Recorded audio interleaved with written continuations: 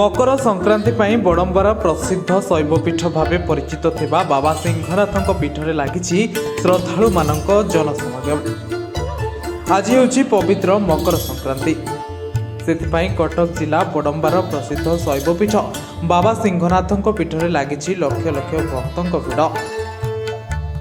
आ संक्रांति शैवपीठरे लगी बाली मकर मेला। एही मेला 3 दिन धरी चालू रहिबो। बाबा दर्शन टिके कहीं केते दूर धाई आसिछंती भक्त।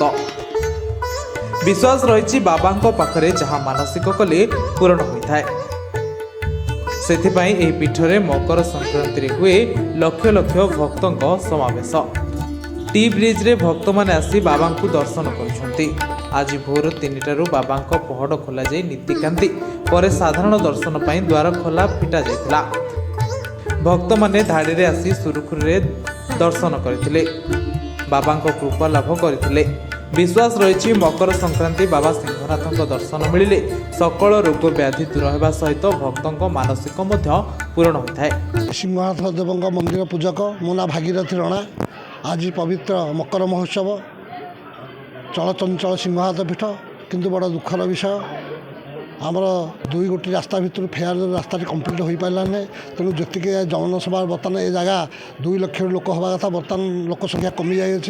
तेणु सेटा प्रशासनिक स्तर में व्यापक प्रस्तुति करामी गोटे असुविधा रहीगला जहाँफल रास्ता संपूर्ण हो पारा ना। फल लोक मान गमनागमन असुविधा घटला। तेणु पुलिस 7 प्लाटून जो पुलिस फोर्स आसने जो गोटे टी सेतु आसा फल कड़ाकड़ी कर। तेणु ब्यारिकेड मंदिर भितर को जावाई बहुत असुविधा होची। मंदिर दर्शन वंचित होते लोक मैंने दक्षिणकाली मंदिर वंचित होती। तेणु आज पवित्र मकर महोत्सव में प्रातः ठाकुर नीति रात 3:45 ठाकुर बेढ़ा पहड़ खोल जाता। जल लगी चंदन लगी बिल्व दल अर्पण मंगला आरती एवं बल्लभ लगी पहली खेचुड़ी तरकारी बाबा लगी कराइला। आज मकर महोत्सव बाबा राजराजेश्वर बेश बाबा आज प्रसिद्ध मकर चाउल जो 1:30 1 घटिया 1:30 समय बाबा पाखे प्रतिदिन द्विपहर मध्याह्न भोजन लगे कथा ताहा सकाल नीतिकांति समापन होती। मध्याह्न 1 घटिका समय बाबा प्रसिद्ध मकर चाउल भोग लगे। बहुत भल लागला। बहुत खुशी लागुଛି। कौन खाइले आज सिंहनाथ ठाकुर दर्शन करिके? भोग तांकर खाइली। के आस्थिले? मो बापा मो माँ आ मो जेजेमा। प्रथम थर पे आसी बहुत भल लागला ठाकुरकर। सेठे देखली गोपीनाथ एठी देखली सिंहनाथ बहुत खुशी लागला। आउ थरे आसीबी बोली मानसिक करिके जाउ। सेपटे पीठ को यातायात पाई महानदी रे करा जायतिबा अस्थायी माटी रास्ताटी धार्य समय भितर तैयारी न होई पारिथिबा व्यवसायी माने निजर व्यवसाय पाई नाही नथिबा असुविधारे सम्मुखीन हेतबा देखिबा को मिलछि। ए व्यवसायी माने असंतोष प्रकाश करिसंती।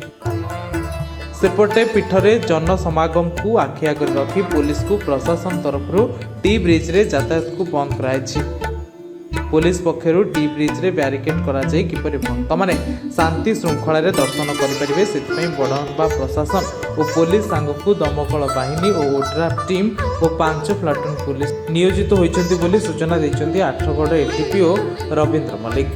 नाथ पीठठारे 6टा बेलू तो आरंभ होइछि। सेति सकाशे पुलिस एवं प्रशासन तरफ आमर व्यापक व्यवस्था करिछु। जथा आपणकर पार्किंग प्लेस ठारू नहीं भक्त केमती आसबे टी ब्रिज रे एवं 1 वे माध्यम बैरिकेड मध्य श्रृंखलित मंदिर भितर दर्शन करी तांकर एग्जिट रूट अच्छे एग्जिट रे बाहर जी मेला जीवे मेला ग्राउंड रे देखिए सब देखिकी सिंगल रूट रे बाहरिया व्यवस्था कराई। प्रस्तुति बैठक अनुष्ठित होता।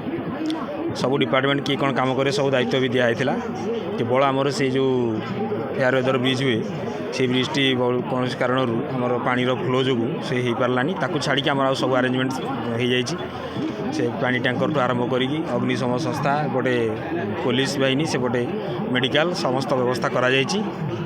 एपटे सांस्कृतिक कार्यक्रम बर्तमान किसी समय पर भी आरंभ हो। लोकों माने समागम को अधिक समागम को दृष्टि रखी बैरिकेडिंग व्यवस्था भी करा जायछि। टी ब्रिज रे पानी टैंकर व्यवस्था भी करा जायछि। एपटे यात्रा पड़िया इलेक्ट्रिक व्यवस्था भी करा जायछि। बड़म्बारू मानस साहू को रिपोर्ट उत्कल प्रतिदिन।